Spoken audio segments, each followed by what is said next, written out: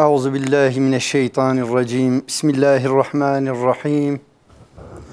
Elhamdülillahi Rabbil alemin. Vessalatu vesselamu ala seyyidina Muhammedin ve ala alihi ve ashabihi ecmain. Ekranları başında bizi izleyen saygıdeğer izleyicilerimiz, hepinizi hürmet, muhabbet ve saygıyla selamlıyorum.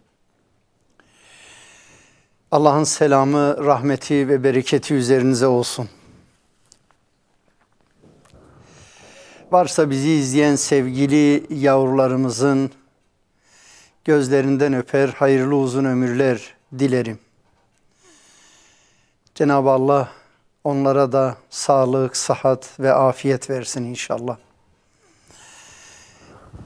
Değerli izleyicilerimiz, Aile Bağları programımızın bu haftaki konumuz eğitimdeki sorumluluklarımız. İnancımızda yaşam boyu öğrenme, yani beşikten mezara kadar ilim tahsili gerçek bir hakikatimizdir. Ama bunun ötesinde en önemli hakikatlerimizden biri, gerçekten biz Müslümanların eğitim derken, öğretim derken akla ne gelmeli ve bunun içeriği nasıl olmalı? Bu noktada evlatlarımızı öncelikle hangi bilginin hakikatiyle tanıştırmalıyız? Hangi hakikatlerin bilgisiyle tanıştırmalıyız? Büyük önem arz eder değerli kardeşlerimiz.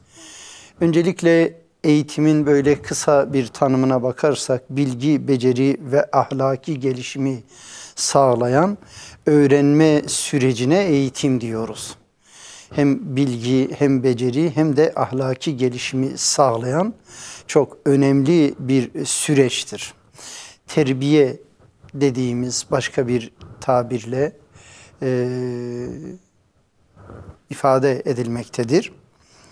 Öğretim ise belli bir maksatla gerekli bilgileri verme işi, yani tahsil dediğimiz süreçtir değerli kardeşlerimiz. Tabii öğretimin içeriğinde maksatlı bilgi var, amaçlı bilgi var. Doğrusu biz Allah'ın kullarının da bir yaratılış gayesi, yaratılış amacı var ve bu amaç doğrultusunda gereken eğitimin verilmesi biz Müslümanların ana sorumluluklarındandır. Eğitim nihai gayesi de iyi insan, hayırlı insan yetiştirmek, faydalı insan yetiştirmek.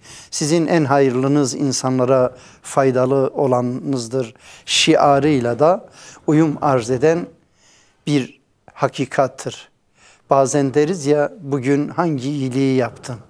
Yani bizler iyilik noktasında Müslümanlar olarak hassasız.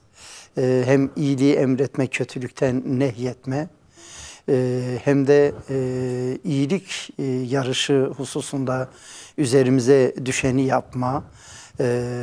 Bu noktalarda biz Müslümanlar hassasız.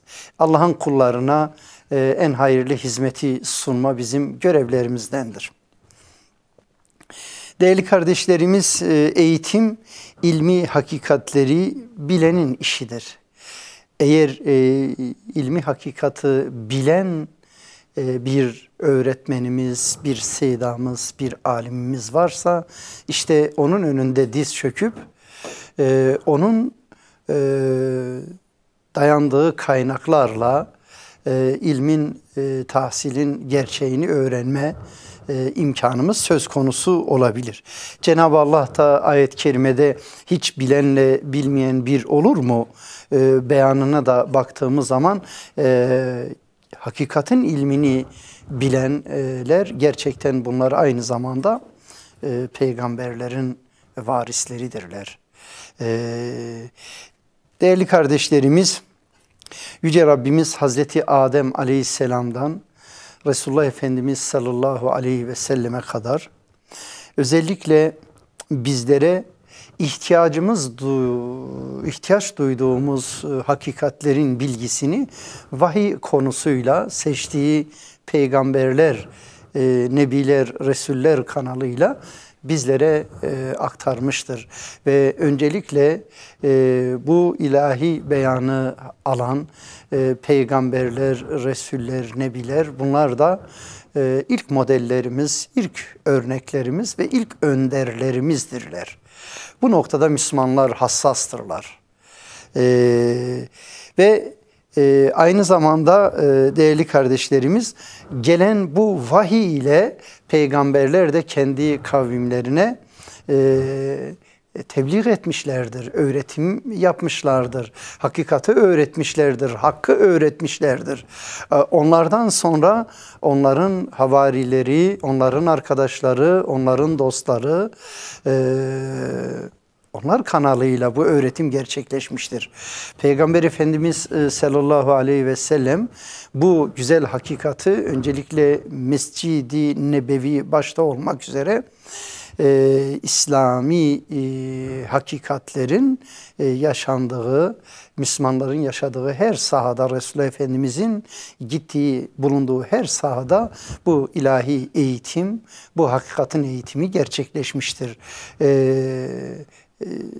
Ticarette, ziyarette, savaşta, taziyede, bunun yanında çocuk eğitiminde, aile eğitiminde, devlet yönetim ve idare kademelerinde hemen hemen insanın yaşamının olduğu her sahaya hitap eden bir medeniyetimiz söz konusu ve bütün bu alanı kapsayan bir eğitim, kapsayıcı bir eğitim medeniyetine sahibiz biz Müslümanlar.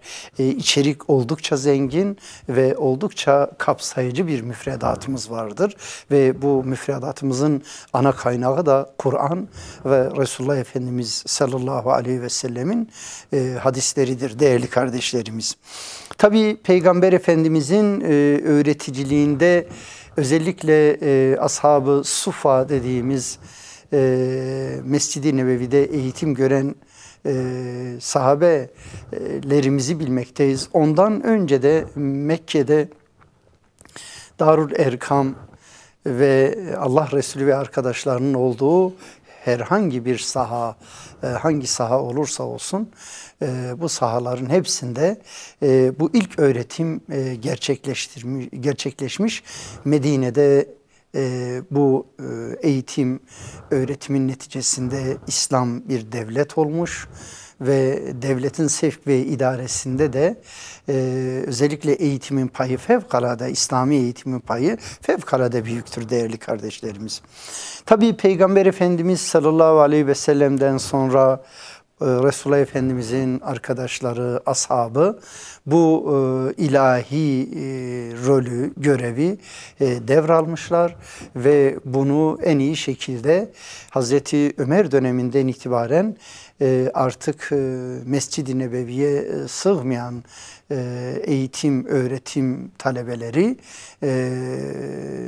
medreseler kanalıyla, yeni eğitim öğretim sahaları kanalıyla bu hakikatin ilmini öğrenme çaba ve çalışmaları devam etmiştir değerli kardeşlerimiz. Allah'ın bize verdiği evlat nimetimizi de bizler özellikle bu hakikatle tanıştırma noktasında gereken görevimizi yerine getirmek durumundayız. Yani evlat nimetini öncelikle bu eğitim noktasında görevimizi yerine getirmemiz gerekiyor.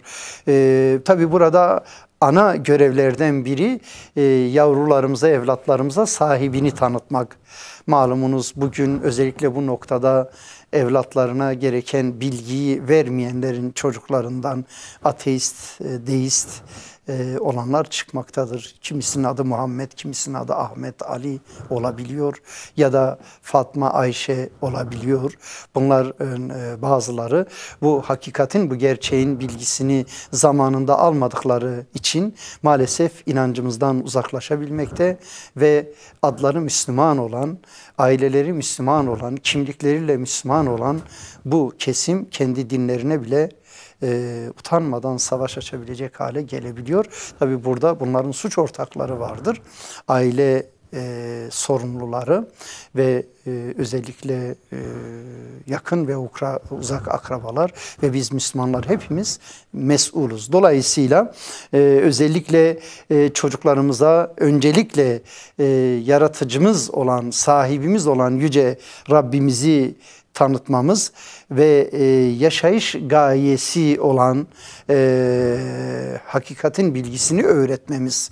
Bu da Kur'an'daki ilahi bilgilerle söz konusu ve Peygamber Efendimizin sünneti ile verilebilir değerli kardeşlerimiz. Tabii küçük yaşlardan itibaren özellikle aile boyutuyla bu görevi öncelikle bizim aile ortamında yerine getirmemiz lazım. Ailenin atmosferi, ailenin ortamı, havası gerçekten özgür bir ortamdır. Dıştan bir müdahaleye imkan vermememiz mümkündür.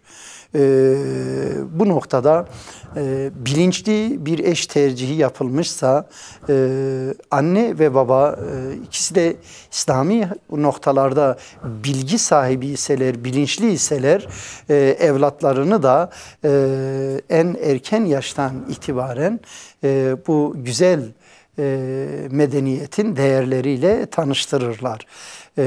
Malumunuz ne kadar harika bir uygulamadır ki doğan evladımızı böyle temizlenmesinden, yıkanmasından sonraki ilk işlerden biri sağ kulağına ezanı, sol kulağına kâmeti. Yani öncelikle bu ilahi çağrıyı sevgili yavrumuz dünya imtihanına gelen yavrumuza bu şiarı tanıtmakla başlıyoruz. Belki çok sahnede sizler de şahit olmuşsunuz. Yavrularımız yeni dünyaya gelen, İslam fıtratıyla dünyaya gelen o yavrularımız eğer gerçekten bir rahatsızlık yoksa büyük bir sükunetle o güzel fıtratla bu ezanı ve kâmeti dinlemekte. Burada çok böyle ibret ve mucizevi bir husus dikkati çekmektedir değerli kardeşlerimiz. Tabii bu asli görev asla ve asla laik ve seküler eğitim kanalıyla gerçekleşemez.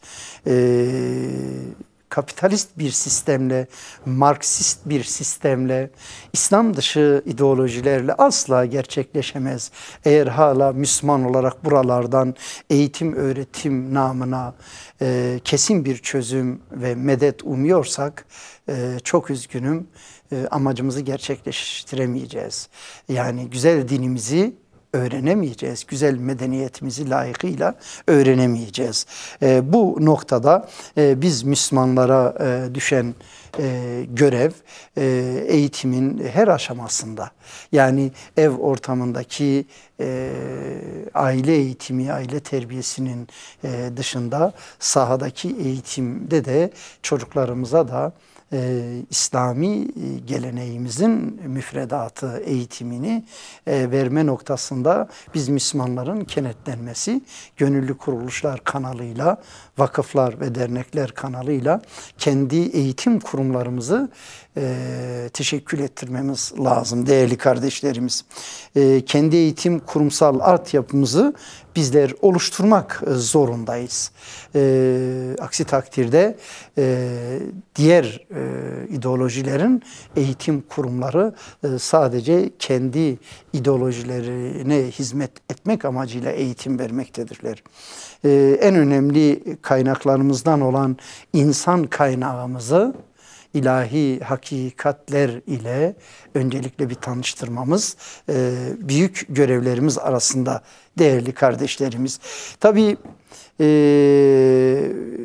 aile eğitiminde göstereceğimiz büyük hassasiyet, sergileyeceğimiz tutum ve davranışlar çocuklarımızı sahada da bir Müslüman olarak bilinçli biri olarak yetiştirme hususuna da katkı sağlayacaktır değerli kardeşlerimiz. Özellikle sahada bizim kadim eğitim müfredatımızın kurumlarından en önemlisi medreselerimizdir değerli kardeşlerimiz. Bu medrese eğitiminden sevgili yavrularımızı istifadelendirmemiz lazım. Hem bu medreselerimize destek sunmamız hem de oradan destek almamız bizim asli görevlerimiz arasındadır.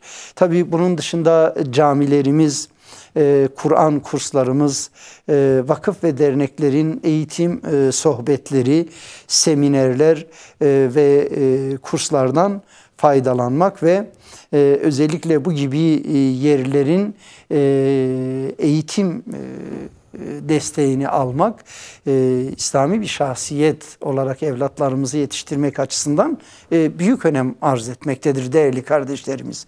Siz değerli kardeşlerimizden istirhamımızdır. Kendi kurum ve kuruluşlarımıza, insan kaynaklarımızı yönlendirelim.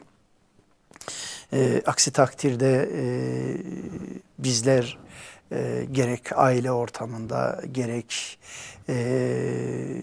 ticari sahada, içtimai sahanın diğer alanlarında, hatta eğitim öğretim sahasında, askeri alanda, birçok alanda değer yargılarımızdan mahrum bir neslin yetişmesinin suçları arasına gireriz değerli kardeşlerimiz. Allah muhafaza etsin. Tabii günümüzde medreseler dışında, cami ve Kur'an kursları dışında özellikle İmam Hatip ortaokullarımız, siz saygıdeğer velilerimizden hasreten istirhamımdır.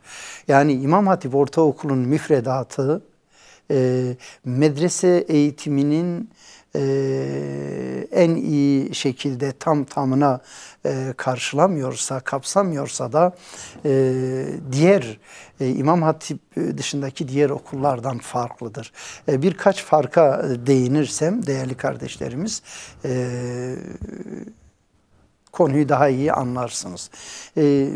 Birincisi temel derslerde Türkçe, matematik, fen bilgisi, sosyal bilgiler, İngilizce, müziktür, beden eğitimidir. Bu tür kültürel ve akademik derslerin aynısı İmam Hatip ortaokullarında mevcuttur. İmam Hatip ortaokullarında fazlası, güzel olan fazlası vardır. Bu da değerli kardeşlerimiz olmazsa olmazlarımızdan Kur'an-ı Kerim, temel dini bilgiler, Siyer-i Nebi ve Arapça, bunlar zorunlu olarak 4 yıl boyunca, yani ilk 4'ten sonraki 4 yıl boyunca verilen derslerdir. Şimdi bazen velilerimiz, aile reislerimiz şöyle diyorlar. Ya öğretmenim işte ortaokullarda da, düz ortaokullarda da bu ders seçmeli olarak var. Değerli kardeşlerimiz 4 yıl boyunca yoktur. Yani siz Kur'an-ı Kerim'i 4 yıl boyunca alamazsınız. İlk 2 yıl alırsınız. Almanız gereken sayı bellidir. O sayının üstüne çıkamazsınız düz ortaokullarda. Siyer-i Nebi'de almanız gereken sayı azdır. Yani ya ilk 2 yıl ya son 2 yıl bir şekilde, hele Arapçayı pek seçmezler. Açık söyleyeyim. Temel dini bilgileri de genelde seçmezler. Ama İmam Hatip Ortaokulu'nda çocuklarımızın kısmi olarak doğru dinini öğrenmesinin bu dersleri 4 yıl boyunca İmam Hatip Ortaokullarında var. Ayrıca İmam Hatip Ortaokullarında genellikle geniş mescitler ve hatta kimisinde de bizzat cami vardır. Eğer bunlar bir İmam Hatip Lisesi'nin bünyesindeyseler genelde oralarda da camiler bulunmakta ve vakit namazı, düşünebiliyor musunuz? Öğle paydosunda sevgili yavrularımız yemeklerini yedikten sonra cemaatle namaz kılmaktadırlar. Allah aşkına cemaatle namaz kılmakla ve doğru dürüst mescitlerin olmadığı ortaokullarımız arasında fark yok mudur? Elimizi vicdanımıza koyalım. Bir tarafta çocuklarımızın namaz kılmasını isteriz. Öte tarafta namazın kılınacağı yerin olmadığı ortamlara veririz. Varsa da namaz şiarının hassasiyetle yaşanmadığı ortamda değerli kardeşlerimiz. Bunun dışında kız ve erkeğin ayrı okuması var imam hatiplerimizde. Allah aşkına karma eğitim biz Müslümanlara yakışıyor mu? Üzgünüm yani. Biz Müslümanlar özellikle bayanların, kızlarımızın kendi emsalleri arasında rahat hareket edebilme, eğitim öğretimi rahat görebilme imkanını, hakkını vermemiz lazım. Onların doğal hakkıdır. Yani bir kız öğrencinin kendine has güzellikleri ve özellikleri vardır. Kendine has kırılganlıkları vardır. Kendine has nezaketleri vardır. Hele liseden itibaren bunlar bizim evlatlarımız. Yani onların özel halleri vardır. Yani Allah aşkına karma eğitim ortamında sevgili yavrularımızı niye rencide ediyoruz? Niye haya perdelerini bizler yırtıyoruz? Edep ve hayat timsali olan annelerimiz maalesef böyle ortamlarda suçluların ortaklarından olan birileri de bizler kanalıyla maalesef farklı bir şekilde yetiştiriliyor. Ve maalesef bir kısım evlatlarımız bu ortamlarda edeplerinden, hayalarından, terbiyelerinden layıkıyla istifade edememektedirler. Ve bir de büyükler olarak bunlardan şikayetçi oluyoruz değerli kardeşlerimiz. Onun için siz değerli kardeşlerimize şunu net söylüyorum. Bir düz İmam Hatip ortaokulları. Burada Kur'an-ı Kerim, temel dini bilgiler değerli kardeşlerimiz ve Siyer-i Nebi Peygamber Efendimizin hayatı ile Arapça zorunlu ders olarak verilmekte. Arapça bizim Kur'an'ımızın dilidir değerli kardeşlerimiz. Bize Latinceyi dayatanlara karşılık biz tamam onu öğrendik zaten. Bir sorunumuz yok. Ama Arapçayı neden kendimiz öğrenmeyelim yani? İlim dilimiz İslami ilimlerin dili. Değerli kardeşlerimiz, düz İmam Hatip ortaokullarının yanında proje İmam Hatip ortaokulları var, proje liselerinin bünyesinde. Burada daha ziyade akademik başarısı çok yüksek olan öğrenciler sınavla alınıyor. Buraya da evlatlarımızı gönderelim. Kızlarımız için ayrı sınıf, erkeklerimiz için genelde ayrı sınıflar bulunmakta.